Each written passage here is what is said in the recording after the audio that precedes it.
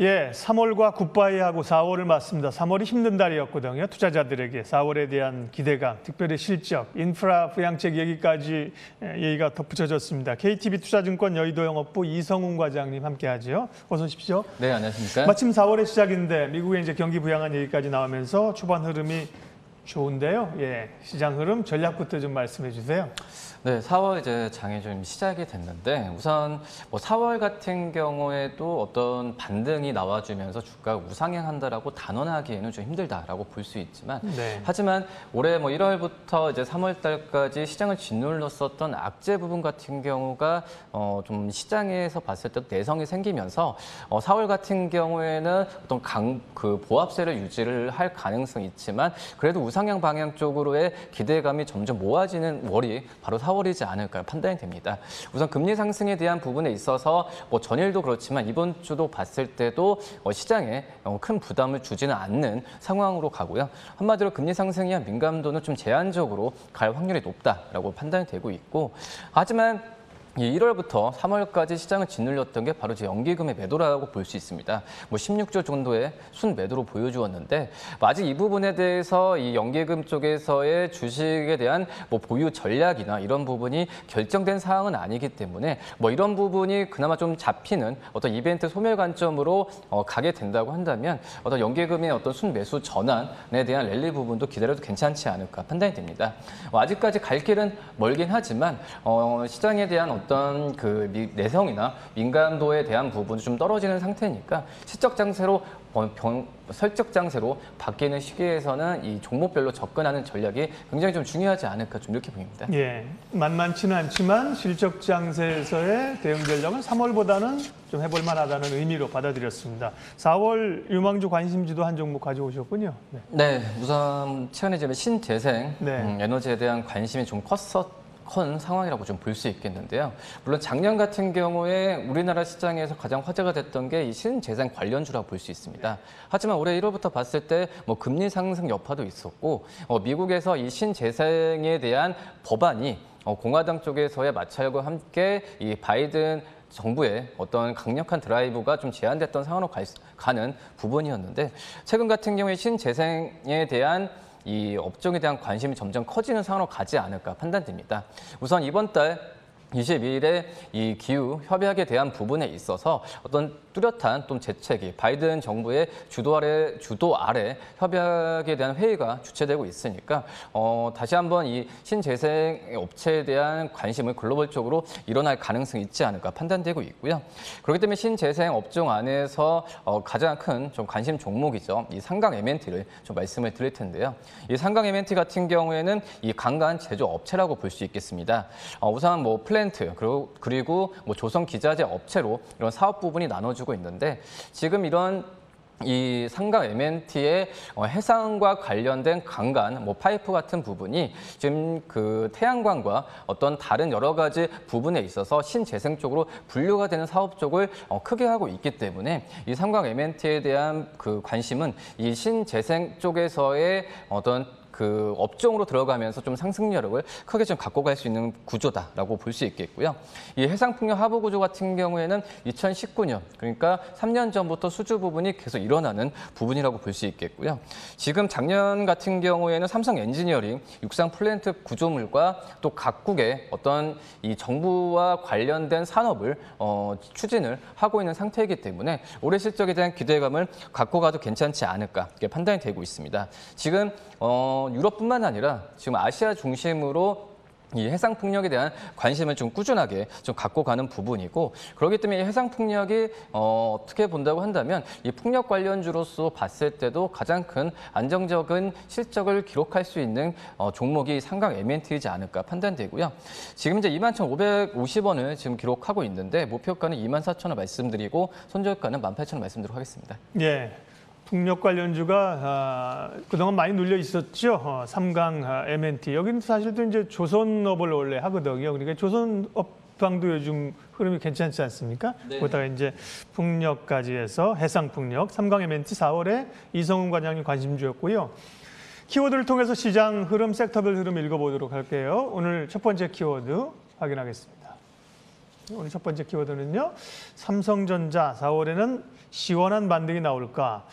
그러게요. 3월에 답답했었죠. 삼성전자가. 이제 실적 발표를 스타트로 제일 먼저 하게 되는데 잠정 실적이 오스틴 공장 중단 가동된 것 때문에 조금 노이즈가 있다는 얘기도 있습니다. 어떻게 보세요? 우선 뭐 삼성전자 제가 봤을 때도 지금 시청자분들 가장 큰 관심을 갖고 있는 종목이 삼성전자라고 볼 수 있겠는데, 우선 1월 달에도 이제 10조 이상의 개인들 같은 경우에도 순매수를 기록했었고, 2월 달도 9조 이상의, 그리고 이번 3월 달도 2조 이상의 순매수를 기록하면서 이 삼성전자의 주가에 대한 그 상승 여력을 상승의 여력을 좀 기대를 많이 하고 있다라고 판단이 되고 있고요.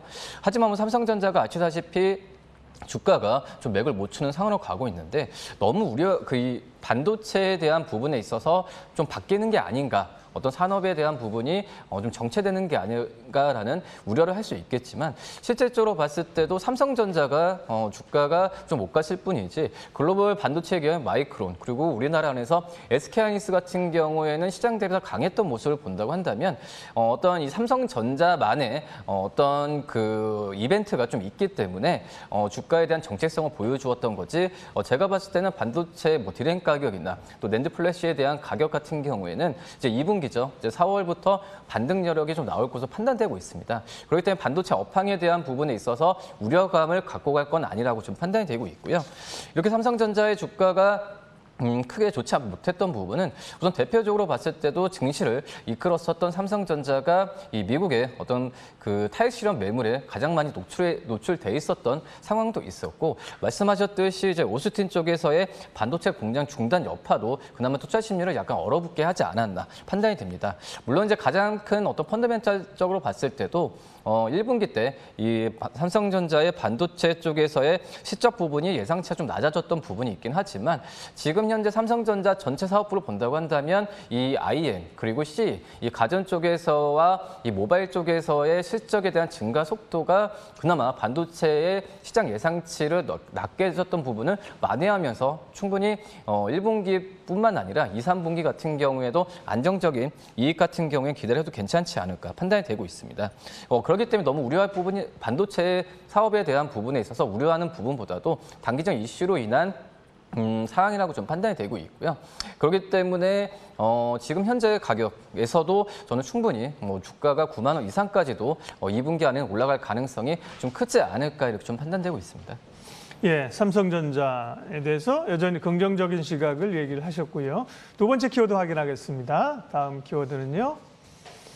예, 곡물값이 계속해서 오릅니다. 인플레이션 우려도 있지만 곡물값 오르는 것은 이제 음식료 섹터에 긍정적인 측면으로 작용을 하지 않습니까? 좀 움직이기도 합니다. 음식료주 주목하는 기업 알려주세요.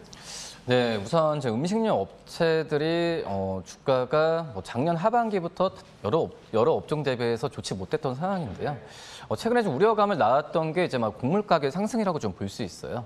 이런 곡물 가격 상승이 된다고 한다면 이 음식료 업종 같은 경우는 이제 원가 부담이 생기는 상황인데, 이 원가 부담이 올라갔을 때 이 음식료 업체들이 이 음식료 가격을 높이면서 이런 부분을 많이 했던 구조지만, 지금 이제 쉽사리 이제 어떤 소비재 가격을 올리는 부분은 지금 분위기로 봤을 때도 쉽지 않기 때문에 이 음식료 업종에 대한 실적에 대한 우려감이 좀 있었던 게 사실이다라고 좀 볼 수 있겠는데, 지금 그럼 펀더멘탈 상으로 본다고 한다면 올해 1분기 음식료 상해 업체들의 영업이익은 작년 대비해서 그나마 좋아집니다. 6% 이상의 영업이익의 증가 속도는 나올 것으로 판단되지만, 하지만 이 안에서 종목들에 대한 편차가 너무 심하기 때문에 이 종목별 접근 전략이 굉장히 좀 중요하다라고 좀 볼 수 있겠고요. 그렇기 때문에 이 펀더멘탈 쪽으로 안정적인 실적을 보유하고 있는 기업들을 찾아보는 게 낫다라고 판단되고 있고, 오리온, 그리고 기업에 대한 기초 체력이 강해지고 있는 CJ제일제당, 롯데칠성, 하이트진로 같은 대표적인 음식료 기업들에 대해서 접근하는 전략이 제일 중요하지 않을까 이렇게 좀 판단이 되고 있습니다. 그렇기 때문에 어떤 1분기 실적을 확인하고 들어가는 과정도 필요하지 않을까 지금 판단되고 있고요. 이 곡물 같은 경우에 봤을 때도 이 상승 여력은 좀 계속 나올 가능성이 있다고 판단됩니다. 우선 기후적인 부분도 있었고, 그리고 시장에 대한 어떤 투기적인 요소로 이 곡물 가격에 대한 투자 자금이 들어오는 부분 같은 경우에도 이 곡물 가격 상승 여력을 계속 갖고 갈 수 있는 부분이기 때문에 이 원가 부담에 대한 부분은 존재하지만 이런 상황에서는 종목별로 접근하는 전략이 제일 중요하지 않을까 이렇게 보입니다. 네, 그래서 음식료 탑픽은 어떤 거를 꼽아주시는 거예요? 몇 종목 언급하시긴 했지만. 네. 저는 이거 안에서도 이제 CJ제일제당에 네. 대한 부분에 있어서 안정적인 실적에 대한 기대감이 크기 때문에 예. 이 CJ제일제당과 또 이제 뭐 이런 부분을 말씀드리죠. 하이트진로 지금 여름이 된다고 한다면 네. 어떤 이 맥주나 소비에 대한 부분 늘어날 가능성이 크기 때문에 뭐 이 두 종목을 말씀드리도록 하겠습니다. 네, CJ제일제당과 하이트진로. 최근에 뭐 롯데칠성, 하이트진로, 하이트진로 홀딩스 뭐 이런 기업들이 이렇게 움직였었죠. 네, 세 번째 키워드 확인하겠습니다. 세 번째는요. 수혜주 운하가 이제 정상화가 됐습니다. 조선주 대응을 어떻게 할 것인가. 수혜주 운하가 막히면서 사실은 해운주들이 반사이익을 받았는데 해운주 사실 그전에 뭐 엄청 올라 있었던 상황이었기 때문에요. 그 해소되면서 오히려 단기 노이즈로 작용을 했고 조정을 받는데 조선주에 대한 기대감은 있습니다. 조선주 시각은 어떠세요? 네, 우선 지금 뭐 조선주 말씀드린 해운주 같은 경우에는 이 그전에 어떤 BDI 지수가 크게 오르면서 주가가 많이 올라간 상태였는데 하지만 실질적으로 이제 발주량이나 여러 가지 면을 본다고 한다면 이 약간의 그 해운주들에 대한 불안감은 좀 있었던 게 사실이다라고 볼 수 있겠고 그렇기 때문에 이 수혜주 운하가 중단이 되면서 이 해운주들에 대한 어떤 보험료에 대한 상승 부분도 우려감이 있었고 또 유가 상승에 의한 운임 상승에 대한 이런 좀 안 좋은 이벤트가 겹치면서 좀 해운주들이 최근에 좀 조정을 받았는데 오히려 지금 조선업체 같은 경우에는 당연히 이 일본의 선사에 대비해서 이제 기술력에 대한 부분을 긍정적으로 평가를 받는 상황으로 이제 해운주가 어떤 이 수혜주 운하의 피해주 그리고 조선업종은 수혜주 운하 중단에 어떤 수혜주로 좀 갔다라고 좀 볼 수 있겠는데요. 네. 하지만 중요한 부분 같은 경우는 이 수혜주 운하 이벤트를 떠나서 이 조선업종 같은 경우에는 최근에 수주나 특히 이제 컨테이너선을 중심으로 한 수주 부분이 늘기 때문에 어떤 그 펀더멘탈 상으로 봤을 때도 이 수혜주 운하에 대한 수혜보다도 이 중장기적인 수혜가 더 될 가능성이 좀 크지 않을까 이렇게 판단되고 있고요. 이 삼성중공업이 20척 그리고 한국조선의 5척의 수주를 받으면서 우리나라 뭐 컨테이너 업체들한테 대한 기술력을 다시 한번 입증받았다라고 볼 수 있습니다. 뭐 하지만 아시겠지만 조선 업체들 같은 경우 수주를 받으면은 그 실적을 잡히는 게 최소 이제 2년 후에 잡히는 부분이기 때문에 지금 현재 올해 실적에 대한 기대감을 키우지 못하는 상황이다라고 볼 수 있겠고요. 그렇기 때문에 이 조선 업체들이 주가 상승했을 때 고평가 논란도 있긴 하지만 제가 봤을 때는 3, 4년 후에 실적에 대한 폭발적인 성장세가 기대가 되기 때문에 이 부분을 주가에 먼저 좀 끌어오는 부분도 있지 않을까 이렇게 판단이 되고 있습니다. 그렇기 때문에 조선업체들 같은 경우에는 주가 많이 올라갔다 하더라도 이 보유 관점을 유지하시는 게 낫지 않을까 판단되고 있고요. 이 안에서 가장 탑픽 종목은 저는 현대미포조선이라고 생각이 됩니다. 우선 다른 조선업체들 같은 경우에는 여러 가지 뭐 이슈가 좀 섞여 있기 때문에 변동성에 대한 부분을 우려가 되는 상황이고요. 하지만 현대미포조선 같은 경우에는 뭐 신고가를 뭐 기록하고 있는 상태인데 뭐 안정적인 어떤 수주, 그러니까 올해 1월부터 2월까지의 거의 10억 달러 가까운 수주를 기록하면서 올해 목표액에 거의 30% 가까운 수주를 치렀다라고 볼 수 있겠고요. 그렇기 때문에 현대미포조선 같은 경우에는 추가적인 수주에 대한 목표액을 증액할 가능성이 높다라고 좀 판단되고 있고 여기에 이 현대미포조선의 강점이라고 할 수 있는 게 포트폴리오 변화라고 볼 수 있습니다. 기존에 어떤 LNG선에 대한 LNG선을 중심으로 한 사업을 생각할 수 있겠지만 뭐 최근 같은 경우에는 이 LNG선뿐만 아니라 카페리아 선 같은 여러 가지 다양한 선 종류로 포트폴리오 다양화를 하고 있기 때문에 이 현대미포조선에 대한 관심을 조선업종 안에서는 가장 낮지 않을까 이렇게 보입니다. 돈 잘 버는 증권맨에게 듣는다 4월을 시작했는데요. 시장 흐름과 함께 섹터 종목 봤습니다. 3강 M&T 음식료 가운데선 CJ제일제당, 조선주, 현대미포조선 주목해보라고 하셨습니다. KTB투자증권 영업부 이성훈 과장님 함께했습니다. 고맙습니다. 네, 감사합니다.